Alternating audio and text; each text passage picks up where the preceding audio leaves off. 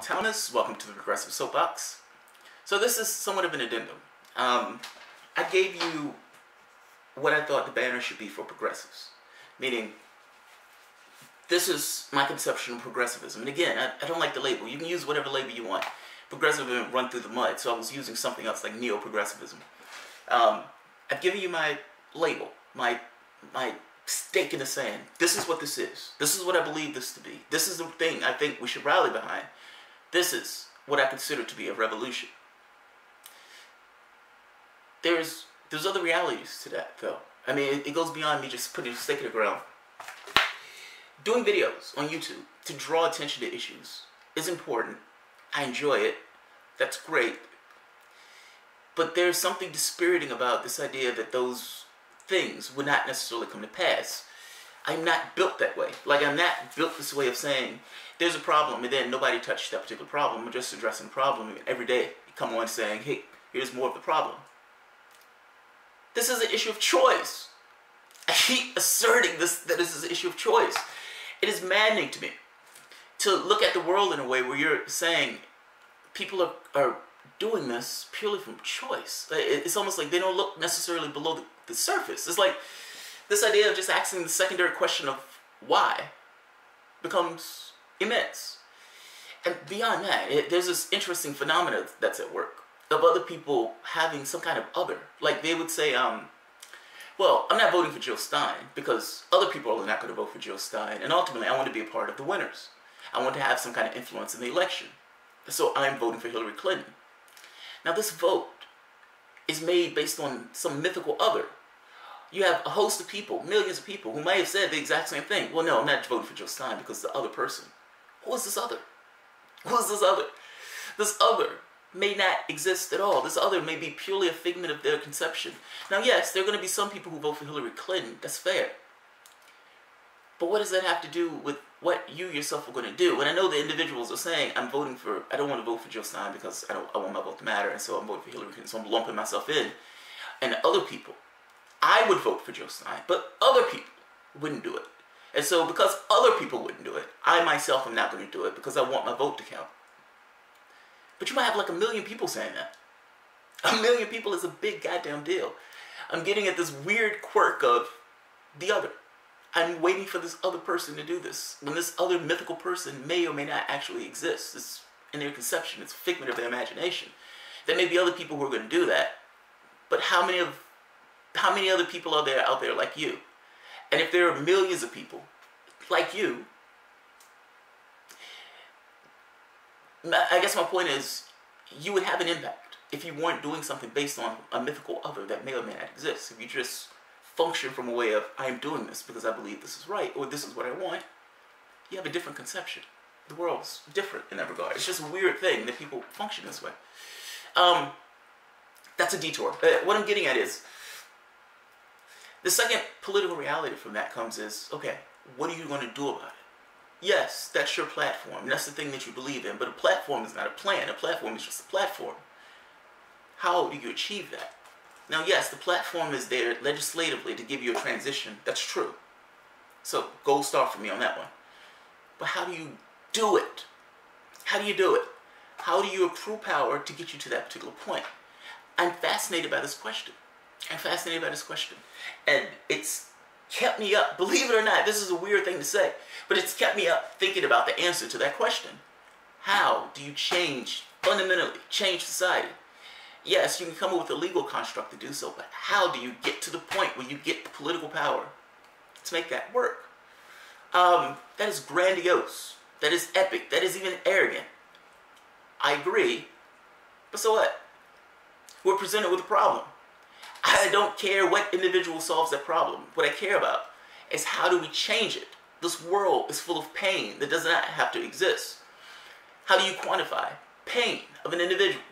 That individual is chained to their being. Understand what I mean?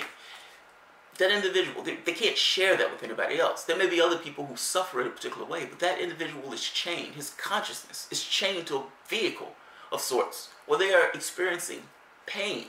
All sorts of pain, whether it's social, whether it's physical. But a lot of that is based upon what we exist, our own choices, our own decisions, collectively and individually. What I'm getting at is that should change. We have the capacity to change it, so we should change it. So how do you do it? How do you do it? If I'm making this assertion that this is an issue of choice, then how do you make a different choice? The first part of that is you got to change your minds. You got to get into people's head that they themselves can be different. That this is the order of things. It's not necessarily the way the order of things needs to be. And that is a hard thing to do. You're stuck in a particular reality that they're soaking into, and they've come to believe reality is a certain thing based upon this subordinate reality. Now, going to those people and telling them, hey, this can be different. Well, they have the reality to which their physicality is existing in, and you're given this conception of something. The only way that physicality changes is if their conception of it changes. Those things are related to one another. It's not, you need for them to believe that things can be different. You need to get across to them that things can be different. And if you can get across to them, then they would immediately become dissatisfied to the situation to which they find themselves. That dissatisfaction, the weight or the strength of that dissatisfaction, is your ally. Those are the things that power movements. Do you believe that the civil rights movement just sprung out of thin air? Do you believe that it was just Martin Luther King by himself? No. You had people who were disenfranchised, who was talked down upon, cheated, miserably mistreated for centuries. There's a force that was built up over time for that particular thing. King rode that to be the figurehead of a particular movement, but King was not the movement. Those are different things. I'm making this point that you need to get people a conception that says, yes, this can be different, this should be different. That's a movement. At the very least, that gets people out of bed in the mornings, that gets people to a particular rally, that gets people to a summit, that gets people up and into the polls for your particular candidate. That angst, that thing that says this is wrong, is your ally. That is the ally to which you're trying to stimulate. Now, in trying to stimulate that, okay, how do you do that? In my mind, it's not a part-time thing, it's a full-time thing. It's like movement. I don't think Martin Luther King was working on it part-time. I think that was his being, that was his point. That was, I am here for this in totality. What I'm getting at is, this is something I want to work on full-time. In the short term of getting to that point where I can kind of organize my life around it, I would need assistance. Now, I'm making a point of saying assistance from multiple sources that aren't necessarily stuck in my own restraints, like, are not working a particular job. These people, for the most part, have their own level of above-it-allness, just because, they're authors, they're intellectuals, whatever. But yeah, that would help. If you're talking about creating a situation where people are just focused on a very specific task, day in and day out, that task being class struggle, class warfare, a new movement, a new situation where a group of people focus squarely, bearing their intellect, bearing their voices upon a very specific topic, constantly. Every time you talk to them, that's the thing they're talking about. Every time something comes up, that's the thing they're talking about. Class struggle. And getting those people behind them. I think this country is a tinderbox. I think you have half of the country, richest country on the planet, living in poverty.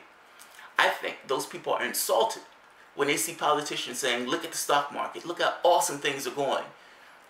And they've given up, lost their job, a main job that paid a decent salary, and now are working at Walmart. Exploited.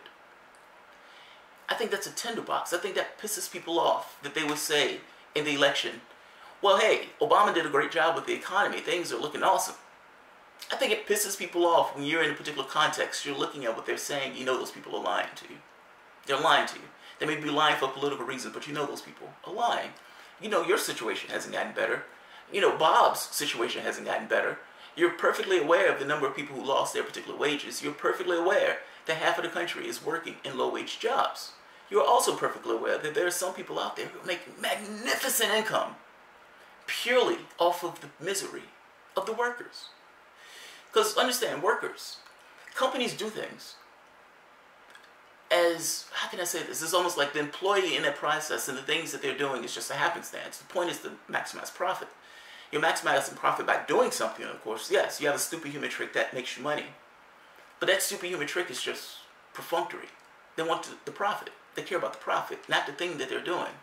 Meaning, the workers in that situation are a problem. They cost money. They need vacation time. They want certain things. They want certain fairnesses. They want safe environments. They're needy. They're people. Now, if you can get rid of that person and put in a robot, you still get your productivity, but you don't have to deal with the person.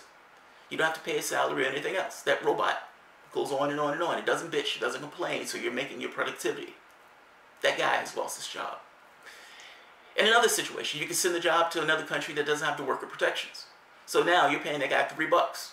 Initially, those people only made $1, so they're feeling fucking awesome. They've made $2 profit, and you're feeling good about yourself because you just gave that guy in that other country $2 more. You fired the American worker to do so. You may feel good about yourself, but ultimately, you did so because you wanted to maximize your profit. You still get the productivity. You still get the product. And with these trade deals, you can bring that stuff back into the country without a particular charge. It's more profitable for you to get rid of that worker. I'm making a point that in one situation after the next, getting rid of the worker is beneficial to the corporation, particularly when they can continue with the same productivity. Well, that needs to be brought attention to.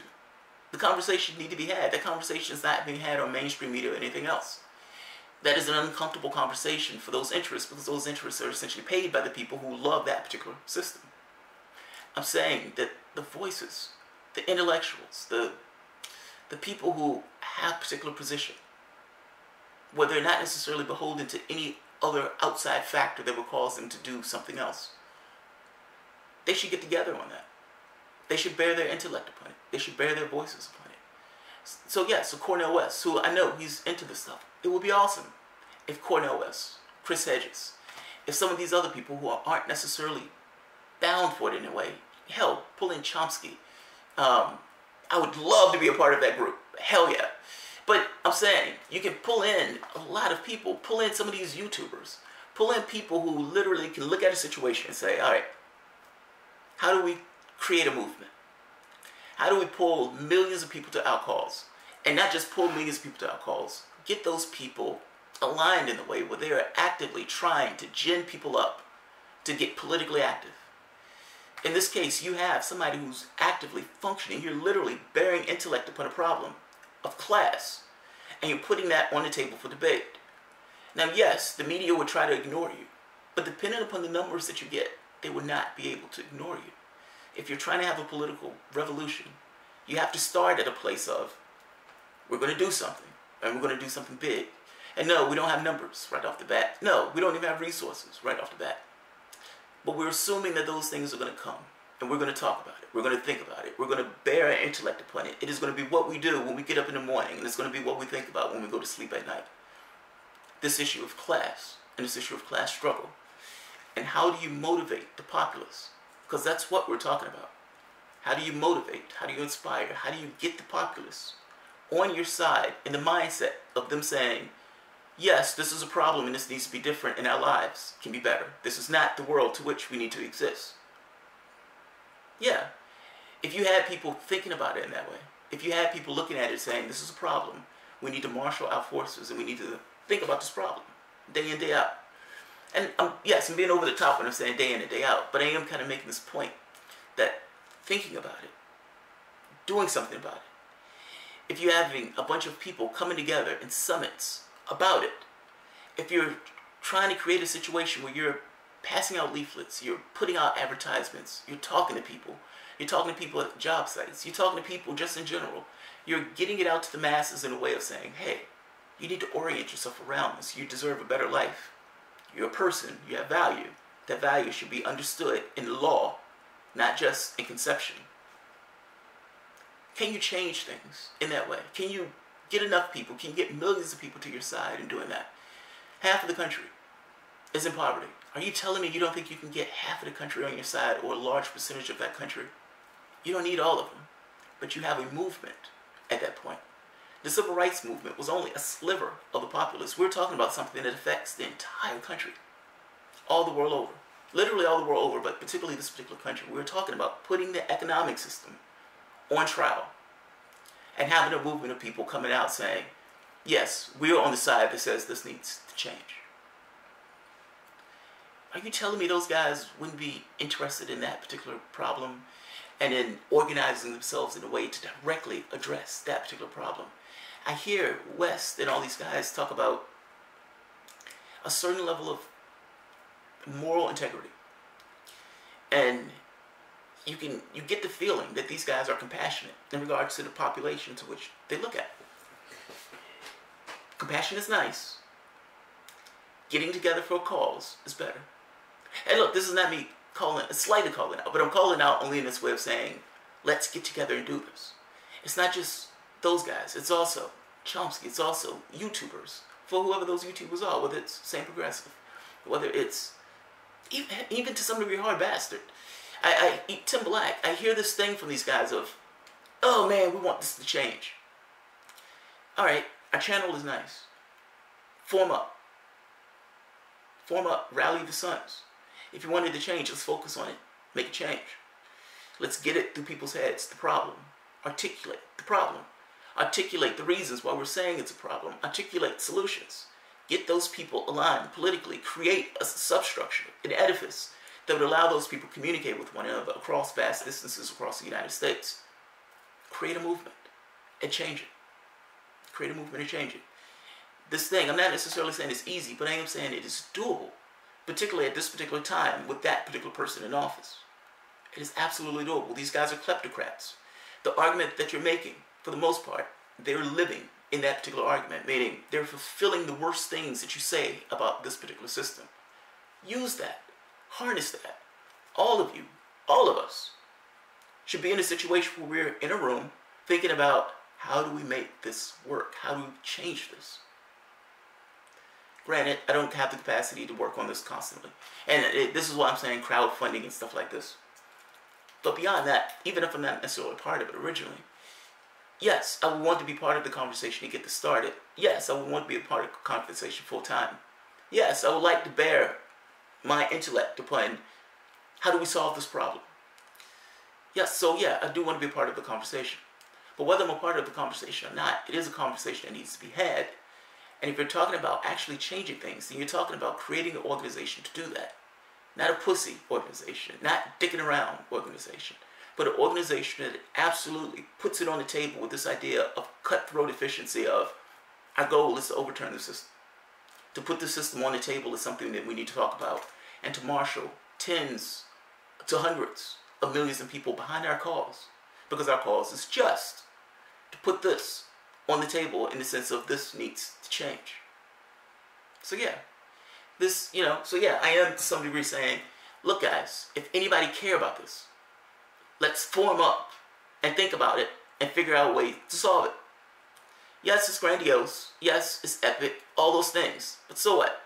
Something has to start from somewhere in regards to solving a particular issue. Even if it's something that you just build upon. Fair enough. It's a complex problem, I agree. But just because it's a puzzle doesn't mean that it's a puzzle that can't be solved. And when you make the case that any method of trying to solve it involves bringing other people together and thinking about it as something that's solvable, and come up with steps to try to solve it. Consider it a game, if you want to consider it a game. But yeah, it's something we should discuss. It's something we should talk about. And yeah, I am asking for all of the intellectuals, all of the people who are these authors who care about this stuff, to form up. I am asking the YouTubers. I am asking all of these people to come up with some idea of a summit or something to get together to have a conversation about how do we change this?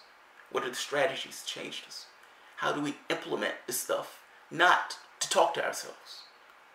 No, that's not the point. To talk to them, the populace, everybody else. How do you get them on your side? All of you guys are in rooms talking to each other. Talk to them. Talk to them.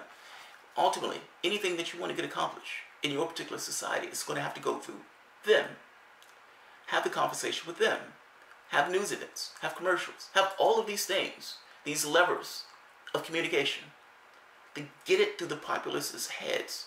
Whether that's flyers on jobs, whether that's dropping by Walmart and creating the stink, whether that's going to newsrooms, whatever. However those things are done. Many of you guys have influence in that way. But it's going beyond just that particular influence into going into the wider society itself and trying to figure out how do we get them to know this? You guys can do this full time. Yeah, you guys can do this full time. It's something you should think about, and it's something you should concentrate on. And it's one thing to bitch about it. It's another thing to actually try to change it. And earnestly believe that you can change it. That's a big difference. That's a big deal. That's manifestly important. I mean, it's no point in doing something if you don't think you can do it. I'm saying, A, how we live is a point of choice. If that is a point of choice, then you can make the choice to change it. The second point is a little bit more complicated. How do you go about changing it? You go about changing it by trying to get that through people's heads. How do you do that? The mechanisms of communication. All of this is premised on this idea, though, that A, it can change, and B, you realize that you can change it. All of the elite intelligentsia, yeah, I want you guys to come together. Yes, if you want, pull me into that conversation. I would love to be a part of that conversation. But absolutely, have the conversation, have the group, have the organization. You don't even need to do it in the open, but have the conversation and come up with actual solutions, strategies on getting that out to the populace, to getting that populace activated. Not to civil rights, but class rights. Alright, I'll leave it at that. Alright guys, if you enjoyed the content, feel free to share, subscribe, like, and you can always support the work through Patreon.